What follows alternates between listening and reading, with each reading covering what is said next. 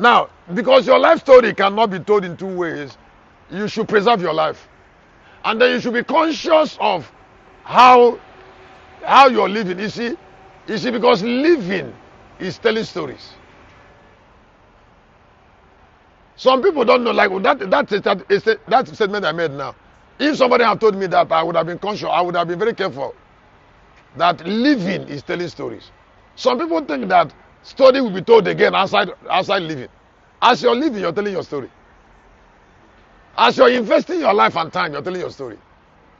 As you react to situation, you're telling your story. That is why we should make conscious effort to tell our story the way we want the story to be told. I don't know whether somebody's hearing me. The way we want our story to be told. Now, if you have grace for anything, maximize. You will like the story when people bring it. Destiny is all about telling stories. That is why, if you mention Moses, if you mention Elijah, those stories cannot be told in two ways. Mention Esther. Mention Esther. You can't tell their story in two ways.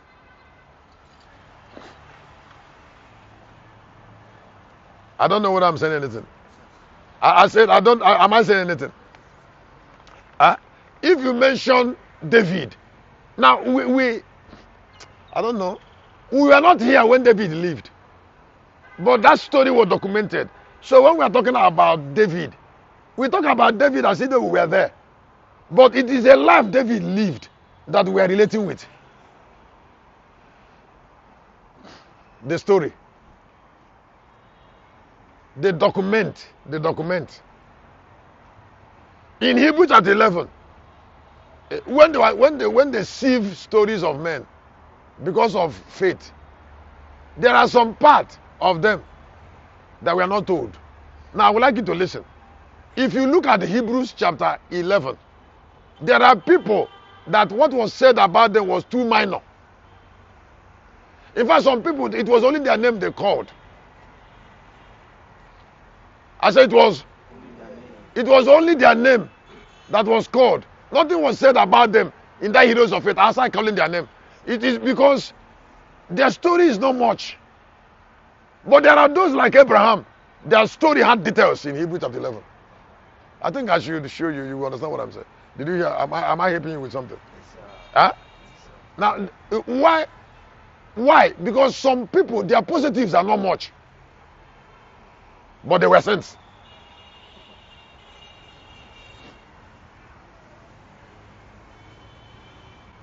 And they don't even know the predicament of being that way. Because they think that the life they are living will be different from the way the story they were told. It's not possible. If somebody doesn't know me, or if somebody knows me, all that know me with a story. Don't forget that some of them have not met me in the last 2 hours, in the last 2 years. He said, but they have imagination, in their imagination of me. And that thing that is in their brain, I don't have power over it. I said I don't have power over it. You don't have power over the way people think about you. And then that is eternal document.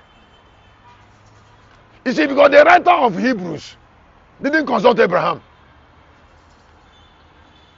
He wrote what he knows about Abraham and we are believing.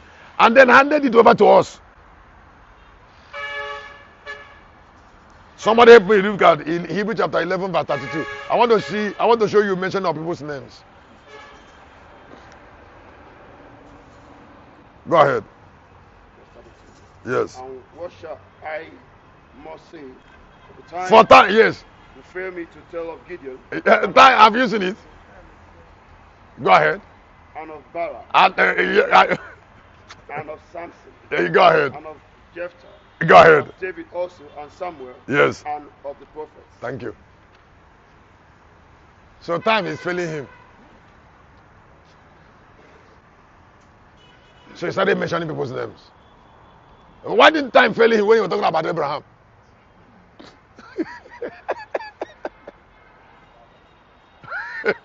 How many verses of that Hebrew chapter 11 did Abraham take? Abraham and his children. I thought you should clap hands for what I just said. I'm trying to open your eyes to see. Huh? To see. Don't forget that this is what I'm telling you. We enter into another generation. Just like there are characters that prefer time. There are people that are very small in their nature that they will never understand it. No, they will not understand it. How would they?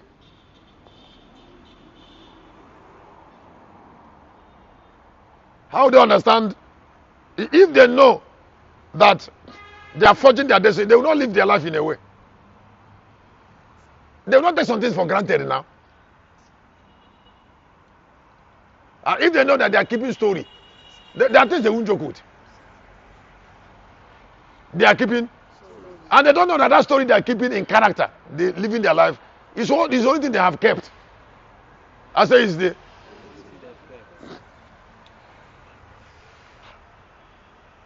Let me tell you something. Can there be standard of life and nature will not obey man?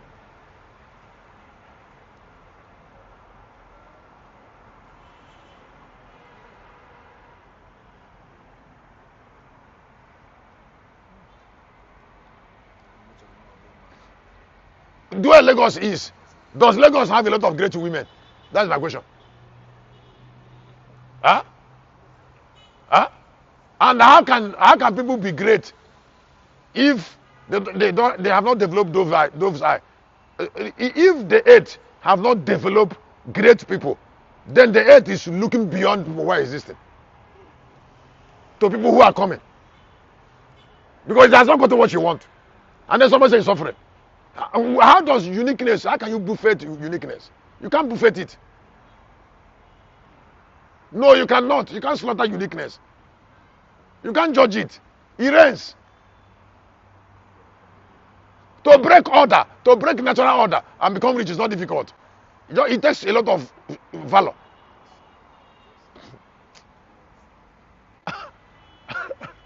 I said to break. If you ignore me, listen, I am here to tell you, people that will break order will come. People that will break order are here now. They will break order and forge an enviable destiny. Because creation have not even started. They will call things that be not as if they were, and then guide it. And nature will look at them like this and bow down. You think Nigeria will not produce new map? Nigeria will produce all banks. But those who have strength to win nature. Now that's bringing me to this course that is here very beautiful on God. Dove's eyes preserve the life of men. Dove's life, Dove's eyes. Now, Sons of Solomon chapter 115. When I know the value of things, the power of divinity, I stop trifling with myself. I say, when I know the power of divinity. I say, when I know the what? The power of divinity. Something that cannot be achieved easily.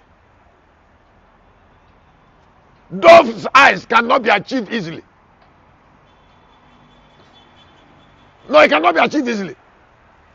If you're looking at me, since about 15 years, how many pastors have you, how many churches have you met? In how many ways have you invested your life carelessly? Oh, okay. Okay, you went to a man of God. You went to a man of God. And a